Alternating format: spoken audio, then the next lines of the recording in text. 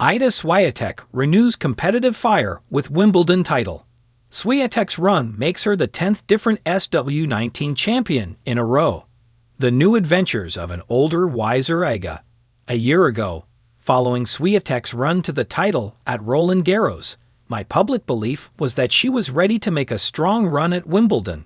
Tempting as it is to say I was simply off by a year, the truth is that in the intervening time, I've been highly critical of Swiatek's competitive demeanor, even to the point of suggesting she fire her entire team.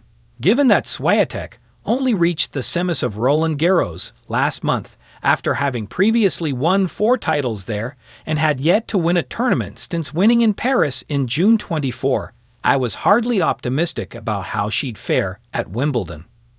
But with a run to the finals of Bad Homburg serving as a prologue, Swiatek proved masterful on the grass.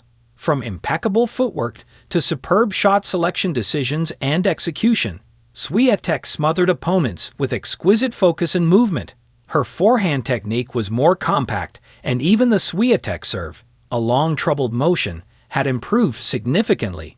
Speaking about her serve following the final, Swiatek said, "For sure, I was surprised with the consistency. I knew I can do it before, but I don't think I ever served so well throughout the whole 3 weeks even." As those technical improvements kicked in, Swiatek competed with more poise than she'd shown for many months. To see her overcome the distraught moments of recent times was a refreshing reminder of what makes a tennis champion both human and extraordinary. SW19 favoring outlier women's champions.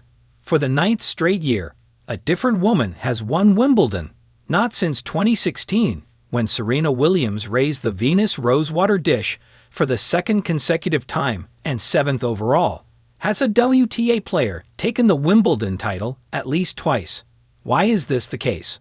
One theory is that today's hologic WTA tour is so deep that many contenders can surface at any stage of the tournament. After all, the only set 25 champion Iga Swiatek lost came in the 2nd round versus Katie McNally. Another holds that top players these days lack the dominant and wide range of aggression-oriented skills that allowed the likes of Serena, Venus Williams, Martina Navratilova, Stephanie Graf, and Billie Jean King to win Wimbledon frequently. This gets us closer to the heart of the matter. Contemporary tennis, both women's and men's, has a strong defensive quality to it, a tremendous emphasis on east-west movement, mostly across the baseline, as first best demonstrated in the Open era by Chrissy Evert. These were the skills that allowed Coco Gauff at Roland Garros to brilliantly extend rallies long enough to take control of many a rally. But even though grass has gotten much slower in the 21st century, it's still the consummate surface for north-south opportunists, including King, Navratilova, and yes, McNally, who can quickly terminate a point. In other words, while grass certainly rewards nimble footwork, it can also reduce the value of east-west court coverage. Rallies end sooner. Surprises will happen when a particular player gets hot just long enough to earn an upset.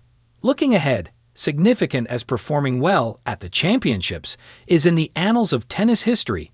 Don't think that what works on grass necessarily creates a sustainable model for success elsewhere. It's hard to believe there will be as many upsets at the US Open as there were at Wimbledon.